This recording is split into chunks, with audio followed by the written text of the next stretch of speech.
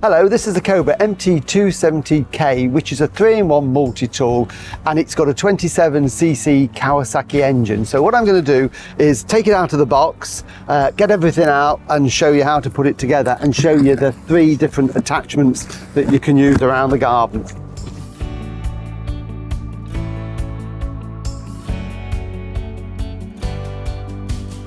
So here it is all unpacked. You get an awful lot in the box in this 3-in-1. So starting off, we've got the Kawasaki engine unit and the first part of the drive shaft with the controls on there. We've got the handle that fits onto it. We've got an extension, because the idea of this is for 2 of the tools, the hedge cutter and the mini chainsaw, then you can extend it to reach high up into trees and things. We've got the brush cutter attachment, and with that you get the nylon cord or the steel cutting blade there for woody subjects. Then we've also got the hedge cutter attachment there that clips on, so that's a really good strong hedge cutting blade that you've got. And then of course for the chainsaw attachment, we've got everything we need for that. So this is the chainsaw attachment. We've got the blade and the chain, the cover guard, petrol tank. So everything is there you need to put it together. And the all important manual, there's a Cobra manual and also a Kawasaki engine manual. So everything you need to know for assembly and maintenance and looking after this 3-in-1 unit is in there. So we're going to start by putting it together. So what I thought I'd show you is just the basic principle of how easy it is to put attachments on and off. So what I'm going to do for that is to use the extension pole just to demonstrate that. And we've got the tube here, it's got holes at the end which we have to line up, and if you look inside there you can just see the end of the square drive shaft, and that will fit into a square end in here. So again, if we look into this one, we can see there it's almost like a socket head, and what we're going to do is we pull out this pin at the side. That will then, when released, will line up with the holes in this. So I'm going to slide that in. Now it just takes a bit of wiggling, and it's going in now, so it's going in, so it's got to go all the way. So just give it a wiggle, and eventually when it's lined up the pin will go in, and the pin is now in and that is locked solid. So the drive shafts are now connected within there, and that is solid. To get it out you would pull that pin out and wiggle it out, and then what we also do is just tighten this to make sure it is doubly secure, so get that nice and tight. So that's how easy it is to put the attachment on, and whether you're using the hedge cutter, whether you're using the brush cutter or the chainsaw attachments, that is how we interchange them very, very quickly. And remember, always keep that. So what we'll do is we're just going to put this out the way because there's a lot on the table, and then I can show you how we change the heads on the multi-tool. So we'll start with the brush cutter. This is it. So it's already got the head attached. We never take that off. That lives on there permanently. And it's onto this that we can put the nylon cord or the triangular 3-bladed brush cutter. So what we're going to do first is fit the guard, the safety guard. So the tools are supplied. So what we need is one of the Allen keys in here. It's the smaller of the two. And we're going to take this apart. So just a case of taking this apart, and then we're going to fit it around the shaft. Right, okay, so they're all undone, so that lifts off, so pop that there, and then this plate comes out from underneath, so that's going to be attached around the drive shaft. But what we need to do is take out this other little nut here using the same Allen key. So that is just going to take out, just needs to crack it open, and that will then just screw out, and then we can fit that black bracket onto there. It comes complete with a little washer, so we need to save the washer. So what we do is put the washer back onto there, and then this fits on underneath there like that. But we've got to pad it because that will vibrate. So you'll notice there is this piece of rubber which goes around the shaft at the end like that, and we can position it so it sits in like a little cradle basically. And then we can put our nut back into there and tighten that up. And the idea of the split washer there is that that again will hold it really tight and it stops it vibrating out. So just finger tight for now, so we've got a little bit of movement on it, because now we can attach this is the guard which fits underneath like that.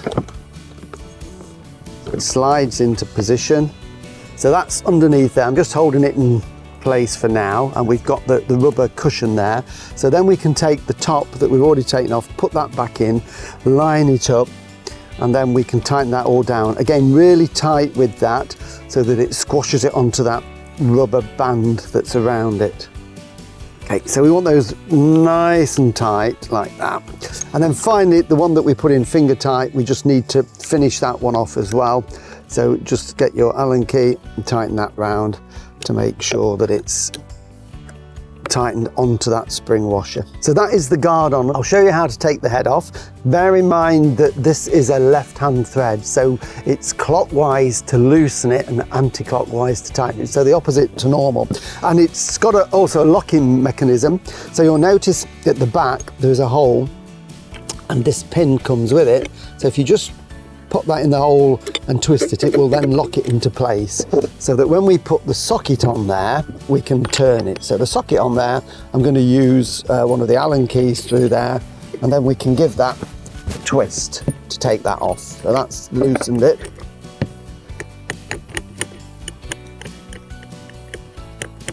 So take the nut off.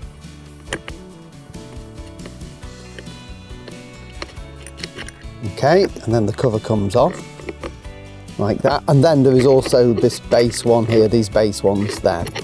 So to put the nylon one on, we put that on, that one goes back on, and it's got the cog, so it locks it into place, and then we can get our nylon head. So we remember this is going on anti-clockwise to tighten it, holding the pin still in place.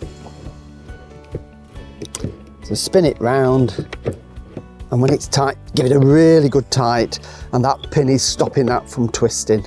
So that now won't vibrate off. We can take the pin out.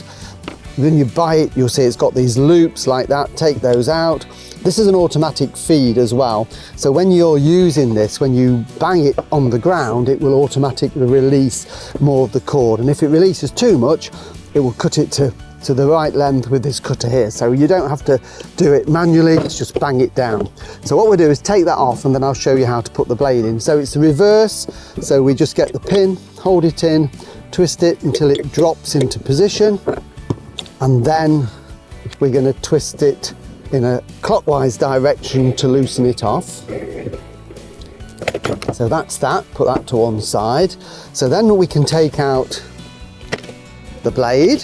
So this is perfect if you've got really tough weeds and woody stems. It comes with a protective cover on there because it is quite sharp. So I would leave that on while you're fitting it, and then you take it off when you start to use it. So we've stripped it down. So what we do with this is now we take off this cover here, and we don't need this for this one. So we can put that again somewhere safe, and then this will fit over the collar in the center just there. Then we can get this cup that we had on initially and just fit that on, and then we're back with the bolt, and again it's a anti-clockwise direction to tighten it because of the left-handed thread. I've got the pin in still at the back, so that's holding it, and then the socket to just tighten that on. A good tighten on there like that.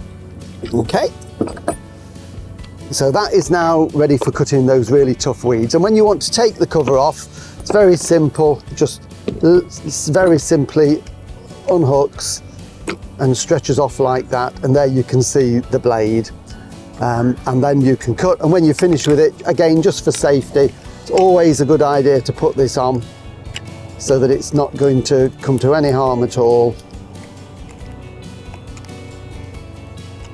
Like that, it just clips on onto there, and that clips back into position like that. So really simple to change them, but make sure that you do keep these in a safe place. So that's how you would change the heads on the brush cutter. Next we've got here the hedge cutter. So again, we've already looked at how that fits on. So we would take the cover off, line it up with the shaft and lock it into place. Just want to show you how this works, because this is what we call an articulating head. So we can use this in various positions. So this is the blade. It's got a blade cover on it for your safety. These are very sharp, so I always advise you to leave that on until you're actually cutting. But to alter the angle of this, what we do is we pull down this red sleeve here, and then we can twist it round into whatever position you want, and it will again lock into position. So we've got, as we can see, all these positions. So it means that when you're cutting the hedge, you could do the side of the hedge like that. So if you want to cut the top of a hedge and have it flat, then we just twist it right the way round, and then we can lock it into position. It needs to lock in. That is really important. If this cover isn't at the top and it hasn't clicked into a hole, the blade won't work, because it won't have connected with the gearing inside the gearbox there. And then that just means you can then use it in that flat position to do the top of a hedge. And when you are using it, obviously you would slide that off to do the cutting, and put that again back in position when you're storing it. So really, really easy to use. There's also a grease nipple on the top of these. You'll notice there are several. There's one here and one there. These are already packed with grease in the factory, but follow the instructions in your manual and keep these topped up with grease, just to make sure that everything is working properly and prolong the life of it. So that is how you do the hedge cutter. And finally, we've got the pole pruner here. So this is the cutting head where the blade and the chain attaches. This is our oil reservoir to keep it lubricated. So what I'll do is we'll put this on the bench now, and I'll show you how to assemble it so that you can put it onto the multi-tool engine. This is really easy to do. What we need to do is actually put the bar and the chain on it. So for this, you'll need the spanner and the screwdriver that's provided. And first of all, I'm going to take off this nut. It shouldn't be too tight when you get it. So we take the nut off, and this plastic cover that goes there. This is what we call the chain bar. Before we fit the bar and chain, I just want to show you how the bar goes onto the mechanism here. So it slides into that position there, and then obviously the chain will go around it and around the sprocket just here. And you'll notice here we've got an adjuster, and this is how we would tension the chain, and it's finger tight at this point. And what we need to do is, when it's fitted, this little lug here has to sit over into that hole there, so that as we adjust it, we can slide that backwards and forwards to tension the chain. So to get it on, it makes it easier if we put that as far back as we can, so that the chain is almost touching there. It just gives us a little bit more slack, and then we can adjust it out to tension it. So the chain is in this box here. So I'm going to wear a pair of gloves to do this, because they are quite sharp. So I'm just going to slide it out onto the bench so you can see it. So it's a very good Oregon chain, what the professionals use, so that will make a great job of cutting. I'm going to put on a pair of gloves. Now it's important that you put the chain on in the right direction. So just unfurl the chain like that. So there we can see we've got the chain. Now, when these are cutting, the blade cuts on the downside of the bar, so we need it to be that the cutting edge of the blade, which is here, if we can see that is the actual cutting edge of the blade, is going to be cutting in that direction. Okay, so that if we put it on that way, it's going to be cutting in the wrong direction, because the blade is facing that way, this little piece here. So it's really important that you do that, and it's just a case of fitting it in. There's a sprocket at the end there. Just going to lift that up with the screwdriver so I can get my finger underneath it. This is a little bit fiddly, but once you've got it in, it's all falls into place like that. So that goes in the groove down both sides of the bar. Because you've got gloves on, you can actually grip that there and hold that into place. So if we loop the chain around the back sprocket, and then it will go on, and we just need to then give it a little bit of a wiggle, and we can see now that the pin is popped up there in the centre, and we've got the chain. We do need to tension it, but what we have to do now is hold that in place. I'm actually going to take off one of my gloves, and I'm going to then put the chain cover back on like that, and then we can put the nut on and tighten that into place. So that will hold that now, and then I'll show you how you adjust it. So that is the chain on. So we've tightened that up, but as we can see, the actual chain is quite loose on the bar, and that potentially could come off when you're using it. So we need to tension it. And again, there's a little screw at the back that we do use to tension it. But in order to tension it, we have to just slacken off this nut a little bit, because that's holding everything firmly in place and it won't slide. So just slacken that off a little bit, and then we can use the screwdriver, and we're actually going to screw it in. So it's screwing it in, pulls back the bar. That should then tension the chain around the bar, and I can feel that is now starting to go. There, we've got that tighter. We don't need it too tight. There's got to be a little bit of give in it, and the chain will actually slacken with wear. So refer to the manual, but that's what we normally need, that little bit of slacking it, but not loose. And then finally, of course, to lock that in position, we need to get the spanner on and just tighten that so that nothing can come loose. So that is the chain on there, nice and tight. And then of course what we need to do is put the chain guard on it, so that protects the chain and it protects you, and then I can do away with the gloves for this. The other thing we need to do with this, you'll notice on the back of it here, it's got a little tank, and that is the chain lubrication in there. So what we need to do is to fill that up with some oil. So I've got some chain oil here. This is a specific oil that is used for these chains. So, and that is just going to be poured into there. So it's quite a thick oil. Okay, so we can clearly see that as well through the little tank. Put the top back on there.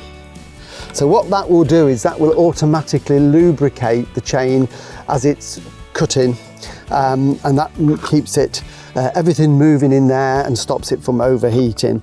And the other thing to notice with this is there's also a little grease nipple on the top. Again, this gear in here is packed with grease, but every now and again you need to just make sure that you put a grease gun on there and get some grease into it. So that is ready now to be attached onto the multi-tool, and you can use it for high-level pruning in trees.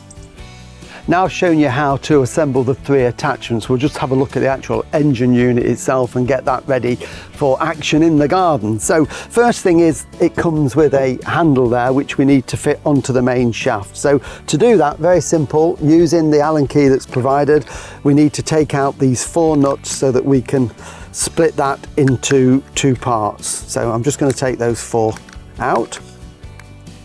Right, okay, so that takes apart in 2 like that, and we're going to put this piece underneath the shaft. And if you look at this piece of rubber here, this is an anti-vibration rubber, just makes it more comfortable to use. We're going to fit that underneath, so it can only go in one way, and it fits into the groove there. This ridge on the end of the rubber fits into this groove here like that, and then we just simply position our handle back on. Just make sure we've lined up those bolts, and then we can start and screw that back down into position. Okay, we need to get those all really tight so that it's not going to slip. So that's nice and firm on the handlebar now. Next thing, we've got a shoulder strap. Just makes it easier for using. The idea is the shoulder strap literally goes over your shoulder like that and clips onto there. So that simply just clips onto there. And I say that just makes it, when you're using it, take some of the weight, and you can adjust this obviously to suit your size. Before we get the engine fueled up and start it, just going to swap over the head. This has got the extension on that we put on at the beginning. So to take that off, we would undo this wing nut here, and then it's pull out the pin, and then it's just a case of give that a wiggle to get it all out. So it's just a wiggle, and I can feel that come in,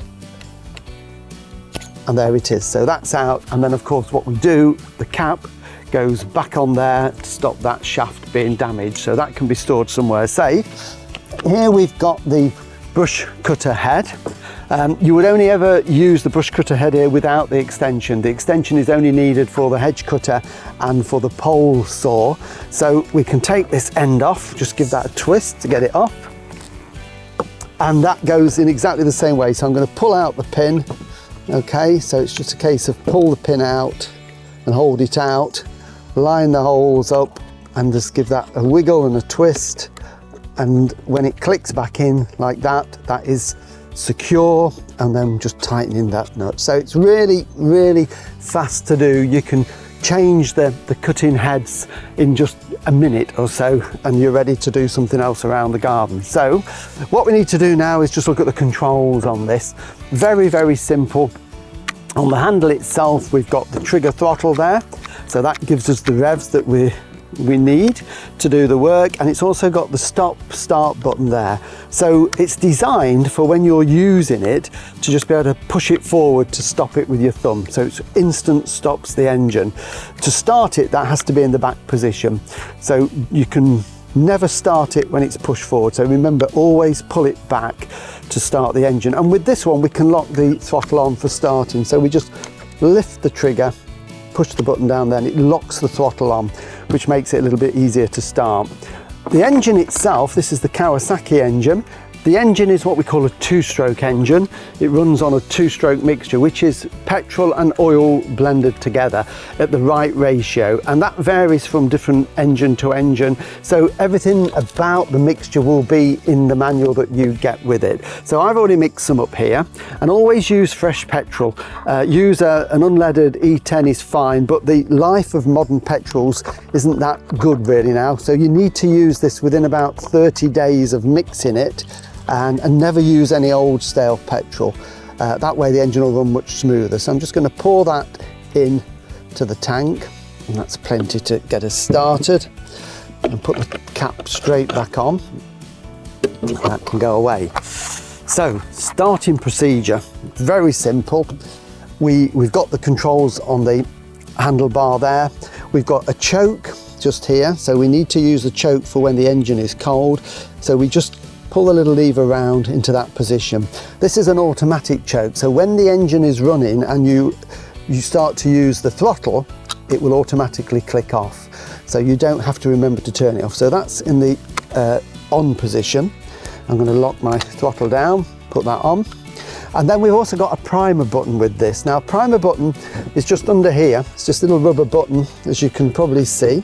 And what we have to do with this is pump it several times, and that will pump fuel from the tank, and you can see it probably going up this pipe here into the carburettor, and it'll have some air bubbles initially, and that is just to prime the carburettor so that it's got fuel in. So you push it several times, and we do that every time we're starting the engine from cold, and that is it now. So all we do is pull the recoil. It will take a few initially because it's a new engine, but again, once it's been started, it will start very quickly. So let's give it a pull.